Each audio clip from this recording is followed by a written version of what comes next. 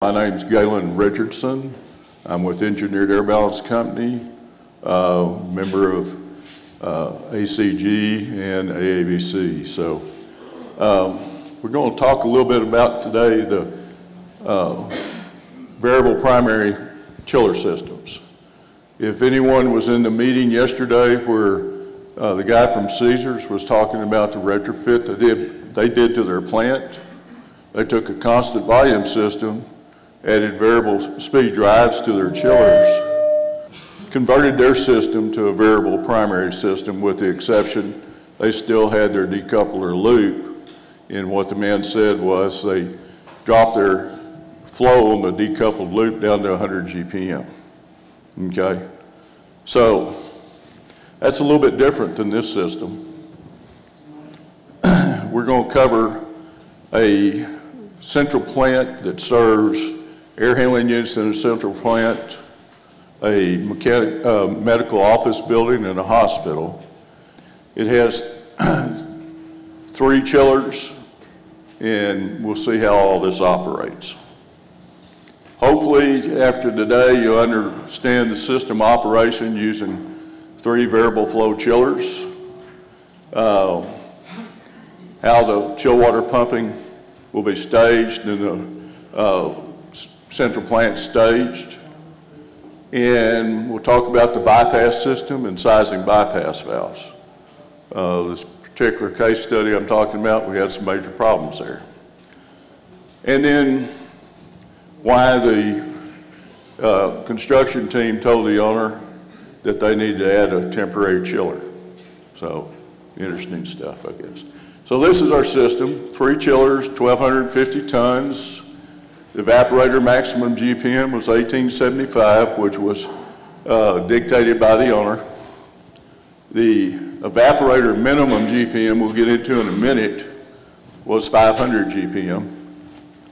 And design entering 55.94 Fahrenheit and leaving 40. On the condenser side, 3750 GPM. It's constant volume, and entering was 86, leaving 9534. That's backwards. Pumps, chill water pumps were 1875. They were not dedicated to the chillers. They went into a common header. And the same way on the condenser, they were 3750. So during the design review, it's when the construction team told the owner that the medical office building was going to be partially built and the central plant didn't have enough load for the system. My comment was, why? You have 3 variable flow chillers. Why can't you make that work for these low flow systems? Because that's the whole idea. So anyway, we got to looking at it, but there was one major problem. It was bypass control. So this is my question to all of you. In a primary variable volume system like this, when should the bypass be used? So if you just make you a note which one you think it is, or all of them, or whatever. The buildings are all 2-way valves. So should it be used on a chiller startup? Should it be used with 3 chillers operating, 2, or 1? And we'll get there. This is our system. We have 3 chillers. You have your chill water pumps. You're coming in from the building through your air separator, going to each chiller headered, and you go back out and you go back out to the building. This is the bypass. And this is a butterfly valve that we've got to talk about, because this is a 12-inch line. So a 12-inch valve C/V fully open is 6,682. 50 degrees, the CSV is 1449, and 20, it's 192. The minimum flow design, which I'll show you where I got that in a second, is really 497.8. And, you know, we're test and balance guys, so we'll round it to 500. All right, the design documents state the minimum flow is equal to the manufacturer's minimum plus 100 GPM. So our minimum we're looking for is 600 GPM. So going back through the CSVs and what the flow would be, you get all the way down here, and at 30 degree open, you're going to have 683 GPM. So when does that valve open? That's the question. And the valve manufacturer states butterfly valves is uncontrollable up to a 20 degree opening because it takes it that much movement to come off the seat of those valves.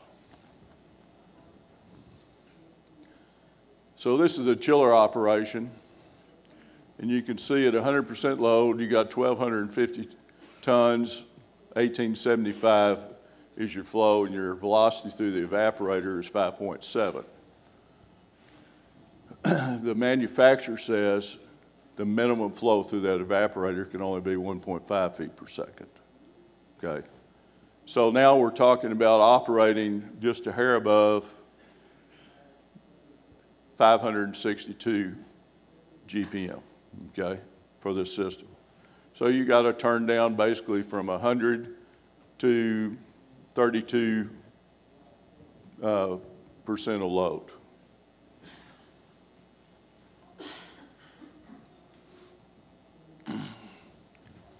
Because of the oversizing of the 12-inch line, and to make this system work, they had to go down to a 6-inch line with a 6-inch butterfly valve. And you can go through here and see the minimum flow would be operating somewhere from 30 degrees open to just below 50 degrees open on that valve. So now you have the control range to deal with. You have the speed of the actuator movement to deal with as the system unloads, okay? So to recap, 6-inch valve, we're going to be operating somewhere between 684 and 195. We've got to get the valve opening before we get to 600 GPM through the chiller bundle. So when the flow is equal to 750 with one chiller operating, I'm giving the answer away, the bypass should start to open. So by the time the chiller flow reaches 600, you're going to be in control on the bypass valve, okay? So that's what the system looked like. They changed the line out. It looks exactly the same, except the bypass line's a lot smaller, half the size. So now we get into staging the chillers. And we get in one of the problems that this system had before we could get the control sequence changed. On a call for cooling, either by operator command, automatic, or the system opening up and calling for cooling, then you would enable the lead chiller. So their sequence says the isolation valves after 45 seconds, they're proven open. You would start up your condenser and chill water pumps. And we had isolation valves on each chiller, and they were set up also to maintain the maximum flow. So then you had proof of flow across the chiller tube bundle, and after that was done, after a 30-second time delay, chiller operates under its operating and safety controls.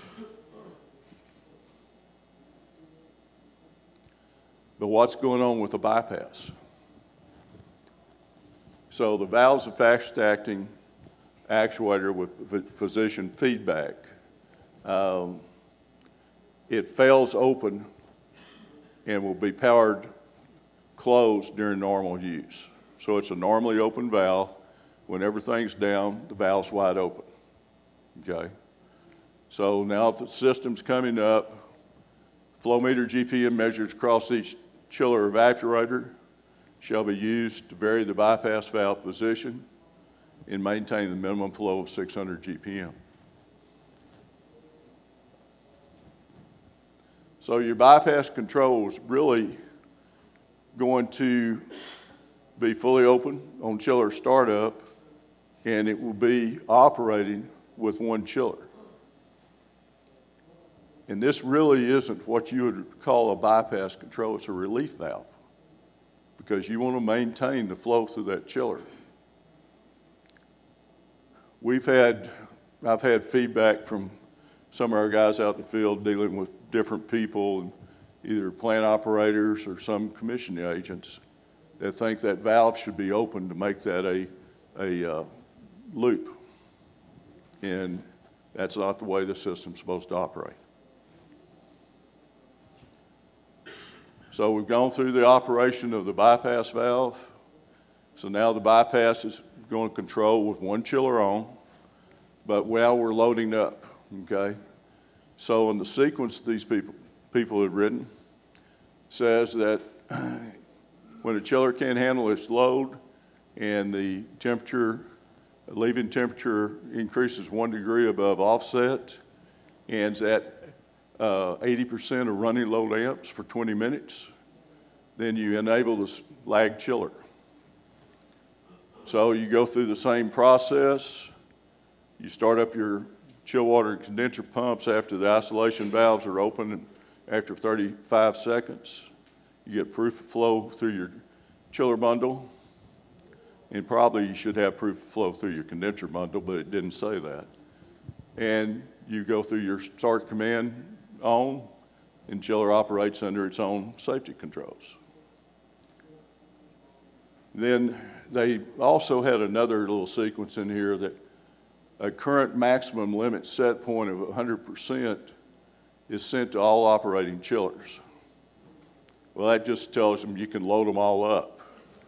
But they also had another little deal in here that the chillers running load amps had to be above 30%. Well, if you're going to a second chiller, yeah, they'll probably be 30% once you bring both of them on and higher, if it's staged right. And then the pump differential pressure set point's fixed to prevent the VFDs on the pumps from having erratic operation. And the pumps are totally controlled by the building pressure differentials. So when the differential reaches a certain point and there's a certain flow on the pumps, it'll start staging them up or staging them down.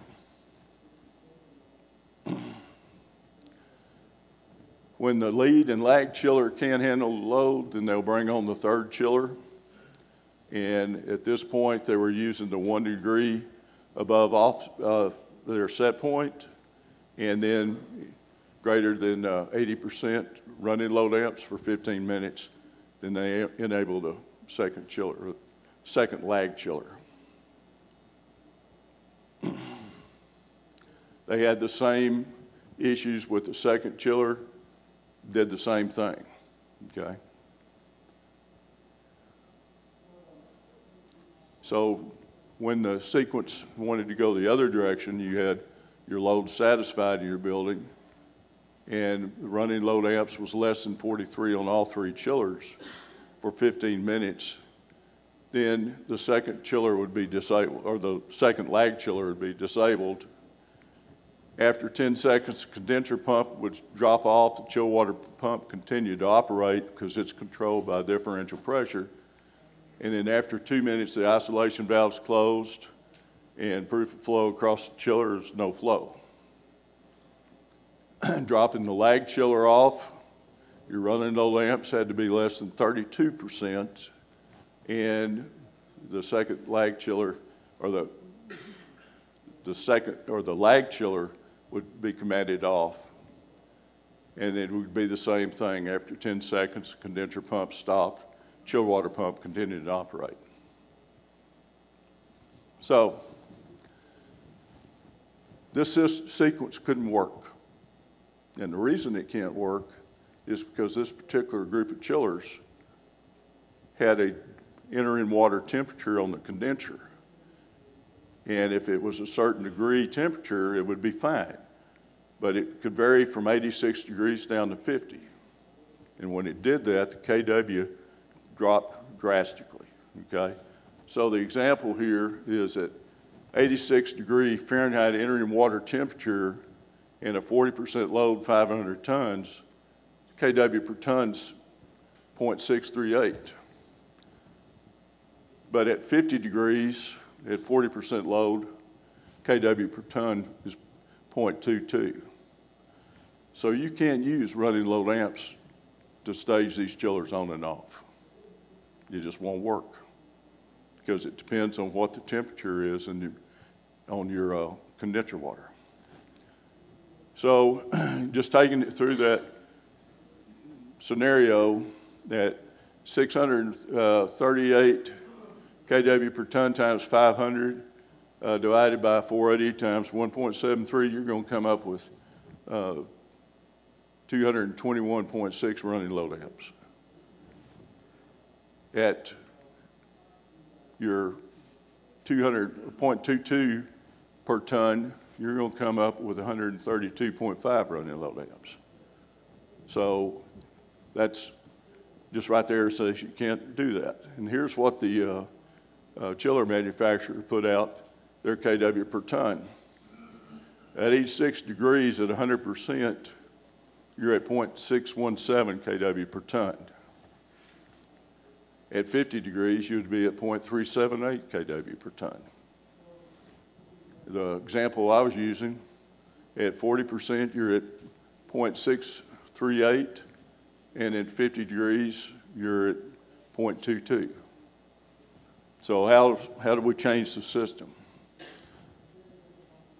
Well, we had a totally different sequence done, and when there was a call for chilled water, either by operator command, air handling unit sequence, or other control events as specified in the DDC system, you'd start the chilled water pumping system, you open the lead chiller's isolation valve, you'd start the lead chilled water pump, VFD. After isolation valves are proven open, you'd verify the lead chiller water pump is started and operating as proven by the AMPS VFD via VFD network. The building differential pressure would be controlling the pump, and then the isolation valves would maintain the maximum flow. The condenser pump would follow the same procedure. You'd open the lead chiller isolation valves, you'd start the condenser pump, you'd verify the condenser water pump had started by the amps on the VFD or current switch, and the isolation valves maintain maximum flow. Then you would start the lead chiller when everything is true and the DD system commanded the chiller start on. So when the lead chiller, all the following is true, the DD system will command the chiller start, stop on. Lead chiller isolation valves are fully open. This is all proof things in your DDC system. Lead chiller water pump is started. Lead cooling tower isolation valves are fully open. The evaporator flow through the lead chiller is greater than the minimum, and the condenser water flow through the lead chiller is greater than the minimum sensed by the differential pressure. And the lead chiller interfaces safeties are all proven. So adding your lag chiller, now you're doing it off of tonnage. And they had the capability, they were calculating the flow through the chiller off the differential pressures. They also had good temperature sensors. So there's been some chillers that have their temperature sensors right at the chiller, and you have to really watch the calibration on those thermometers, because we've seen in the field that they're anywhere from 3 to 4 degrees off, and that will really mess up your tonnage. So indicate the chill water start sequence for the lag chiller. When flow is proven on the evaporator and the condenser, both chillers maintain up to 2,000 tons. You add the second lag chiller when the chillers can't maintain the 2,000 tons for 15 minutes. You initiate the chill water system start sequence for the lag chiller, and you start the second lag chiller when flow is proven through the evaporator and condenser, and it'll maintain up to 3,750 tons. So taking it back down the other way, when your chiller tonnage reaches 1,880 tons for 15 minutes, then you would drop the second lag chiller. You initiate the chill water system stop sequence for the second lag chiller. You drop your condenser pump off, the isolation valves would close, and both chillers would be operating around 940 tons at that point. When you drop off the lag chiller, you would be at 950 tons for 15 minutes. You initiate the chill water system stop sequence for the lag chiller. Your lag condenser pump is stopped, the isolation valves close. Chiller's going to operate at 950 tons. So if the load continues to drop with one chiller on, at 750, the bypass valves start to open. And through the evaporator to maintain 600 GPM. So when you're at a point and your flows drop down to 750 through your evaporator, your valve will start to open. And as the flow continues to drop through your evaporator down to 600, then your valve will continue to open up to maintain the 600 GPM through your evaporator, okay? The sequence also would have, when you're at that point where your bypass is opening, they would reset every 5 minutes, 1 degree up on your leaving water temperature, so that at that point, your flow through your evaporator could go back up a little bit and you wouldn't have to be bypassing your water. Because when you bypass the water, you're going to be raising your temperature going out to your buildings anyway. So that was the sequence that they came up with after we went through, tested it, and commissioned it. That was a good thing to have. Now, some of the things that should be tested on this. When we set up the system originally, we had the MOB and the central plant. So that was a good time to test the bypass valve opening. And when you have a variable flow system, you should look at the system from its maximum flow and take it down in probably 10% steps to the point you get to the minimum flow. And then you need to verify when that bypass valve will open and is it maintaining the flow across the chiller. And you go ahead and take it all the way down to where you have zero flow out in the system. And that really proves your system. By the same token, you go back and you try to, as you raise your flow, then you'll see when your chiller starts back up, you'll see the bypass close, and you're documenting all this as you go through on the amount of flow you have, and you get back up to where you're at whatever that flow, the flow in the MOB and the central plant was somewhere around 1,000 GPM. So we didn't have enough flow really to go past that. So we couldn't test the 3-chiller operation until the hospital was brought online. And at that point, we did the same thing. We opened the valves up in the hospital. We controlled what was going on at the central plant and at the MOB. And we started taking down in 10% increments to see the pump stage on and off, to see the pressure differential maintain the same pressure differential that was set up, and then followed all the way down to the minimum flow again. And this was before the hospital was occupied. Now, that's a problem on some of these jobs because you don't get the hospital not being occupied to do this testing. Usually, everybody's getting controls hooked up, and if you've got a good construction manager and general contractor has a good schedule, you won't have that problem. But we all know in this room that that's probably not true on every job. So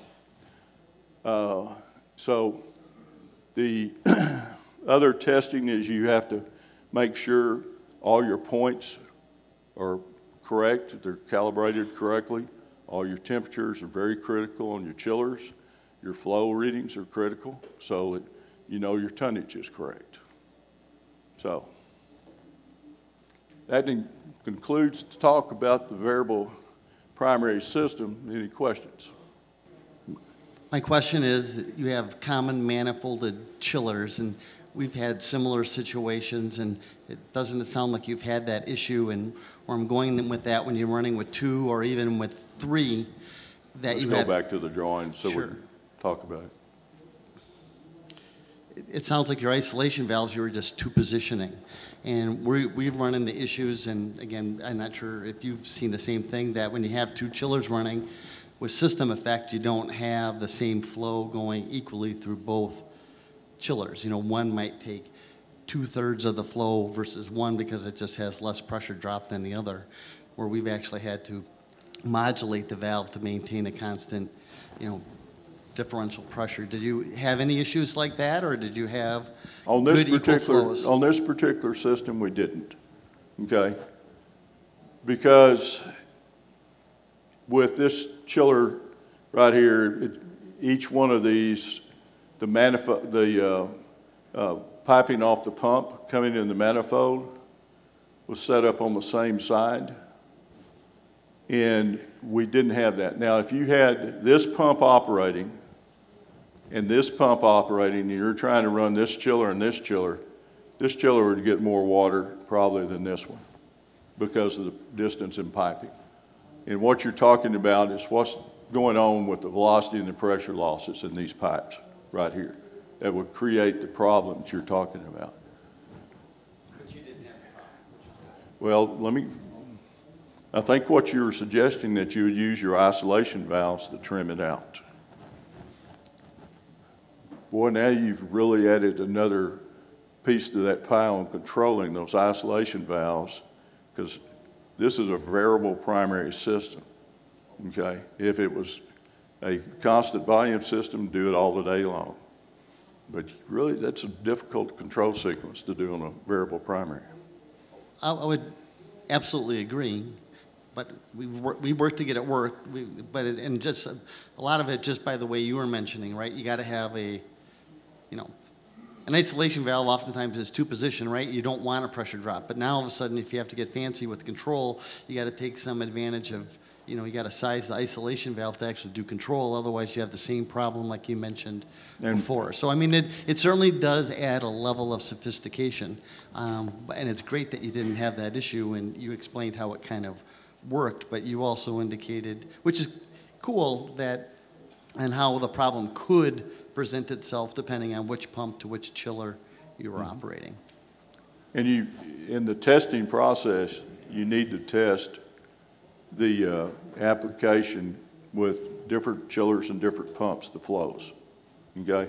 So just with one chiller, if this chiller's operating in this pump, your head pressure is going to be a little bit different than what this chiller would be with this pump and what that chiller would be with this pump. You need to test all 3 scenarios of pumping and all 3 scenarios with the chillers. Same way with 2 pumps on, 2 chillers operating. And of course, with 3 chillers and 3 pumps on, it's what it is, okay? It's a good question, though. Any other questions? Way in the back. Yeah, just really quickly. Did you say the isolation valves were utilized to make the maximum flow? Yes. And it's on the maximum side, it's the answer to the issues of the head loss in the piping. But that's not a real big issue on this system. Okay. I know from previous experience that we have to be careful about utilizing isolation valves to taper off the flow, especially on a chill water or boiler system, because what I've seen in the past is that as the system load increases, and let's say you get to one chiller operation, you're near 100%, if you're not careful, you can pinch off the flow at the chiller and starve the system. And then your system pumps will start trying to ramp up because they're maintaining differential pressure. Okay, let's hang on a second. The system here, those pumps are 1,850 GPM. The flow through the chiller is 1,850. Right. Okay. The isolation valve would just be to keep the 1,850. Okay. But we're not going to starve the system because the control of the pumps, number one, are being done by the differential pressure out in the system. Okay. Number two, we're starting the chiller up, what did I say, 1050, when we're at 1050 tons, then we're going to bring on the second chiller. Right. So that way we're not starving the system. Right. And that's what we were just talking about. If you use those to try to balance that head loss between your chillers, then you could get into a point where you're messing up your loading factor when you start a chiller and drop a chiller. So that's, those basically they're locked open, okay? And the only time you could get into higher than 1850 is your control, your out in the field on your pumps, have the pumps going up a little bit higher flow than what they should. Right. So you also have to make sure your pumps at whatever, at 60 hertz, where's that operating? Right. And you have to verify that your differential pressure in the field is maintaining that flow and you're not over pumping. Exactly. And that's kind of my point. It's just something that we have to take into consideration when we look at the system and some of the sequencing of the different parts, the system pumps versus the flow through the chillers, and how the system pumps are staged versus how many chillers are running. Just to make sure we don't have a pinch point like that. And the reason we're about to have a blackout, I think. The reason I put this program together is we've seeing these systems in schools, we're seeing them in hospitals, and probably 5 out of 40 of these systems, the bypass valve hasn't been sized right. Okay? And that's why I wanted to have this presentation, just to talk about what do you do with these bypass valves? How are they supposed to be used? And I think there's a lot of confusion, especially with certain engineering groups, about this particular issue. There's another question in the back. Still? I can't see, the lights are off. Y'all going to sleep back there, I guess. Go ahead, right here. You had a question? No, I'm on the aisle, right here. Where is he? Okay. So you said that the problems with the sizing of the bypass valve, you may not can answer this with a blanket statement, but what's the most common error they're making? Is it just sizing it for line size, or just using a 5 PSI driver, or just not looking into it at all? Not looking into it at all, probably, in line sizing. Okay. You know, the headers here are 24 inch, and they had a 12 inch. So it looked like somebody said, oh, it'd be half. But nobody ever really looked at the C/V. We're using 1.8, that's what it calculated out at, as a drop in the piping at that flow. You could use 5 pounds and do the same thing and try to get your valve size correctly. But the key thing is understanding what your losses is in that piping. And another topic down the road would probably be understand your losses as it goes out to your systems, because there's a lot of problems there too. One building may have a DP of 31 pounds, the other building have a DP of 12. That's fine. Yes, sir.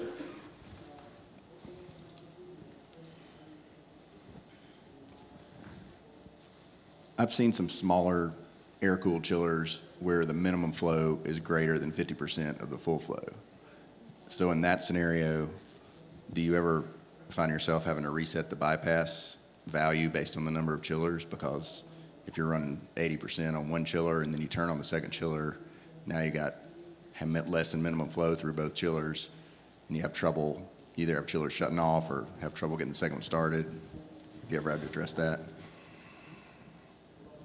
That's when you have to change your values on your tonnage, if you have that problem. And you're not going to get the economy that we're talking about on this system, but you're not going to get your economy on air-cooled anyway. No. And then I did understand these were air-cooled chillers, right? Yeah, that's where I've seen it.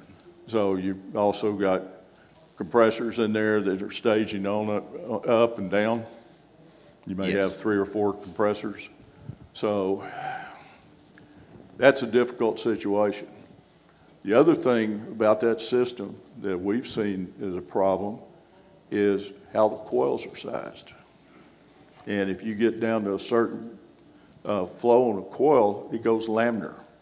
And you might have a 12, 14 degree coil, all of a sudden now is a 6 degree coil. And that tears up the system you're talking about unbelievably bad. So you have to match your coils with the system again. That's another issue that you have. And it could be the issue you might have had on that system you're talking about, as it unloaded. That's probably why the minimum flows are so high, I guess, to prevent that problem. Yeah. Any other questions? Good question again. Somebody in the far back had one earlier. Do you still have a question? All right. Well, we covered a lot of territory in 40 minutes. That's pretty good. The other side of this story would be how you keeping these water temperatures. And that's another topic. I didn't want to overload this whole session, but cooling tower is a key issue on this one. And are you going to be concerned about the loading up and the power consumption of the tower, the water flow on the tower? In this particular application, they weren't. Matter of fact, the owner demanded all fans run all the time until it's 55 degrees outside. So they wanted to see that KW per ton as low as they could get it. So, and I don't know if any of you guys experienced anything like that. Now, this is one type of chiller. And basically, there's about 3 or 4. There are 3 or 4 makers, but this one type of chiller likes cold water. Some of the other guys, they don't really like that cold water that much. And they do a lot better when that evaporator or the condenser temperature is running around 85. So you got to watch that. But you can get the information I showed from the manufacturer on any of these. So if there's no more questions, thank you very much.